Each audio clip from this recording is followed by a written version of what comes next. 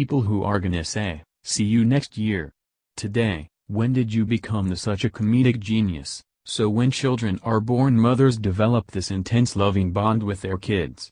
Dads develop our dad jokes sense of humor, and they wake up in the morning to find some bright white New Balance trainers on their shoe rack and some dad jeans in their wardrobe. My New Balances are white with a black hen. They are very cool and all the school mums fawn over them. Welcome to Christmas. New trainers, socks and underwear for the rest of your life. But you keep the old ones until you wear a hole through the sole too. Once you start writing down the current date on a daily basis, it only takes a few days to adjust. Weird, because I remember back in 2001 that I've kept writing 2000 for almost the entire year. Maybe because I was so young that a year's change wasn't something I've had often before. I remember being in a Wetherspoons pub eating breakfast on New Year's Eve a few years ago, when I overheard a guy working there basically explaining to a coworker how he hates it when people say this.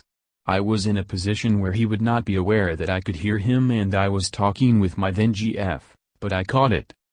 So when I left, I took my plate back to the bar just so I could say thank you to this man. When he said "see ya," I replied with "see you next year."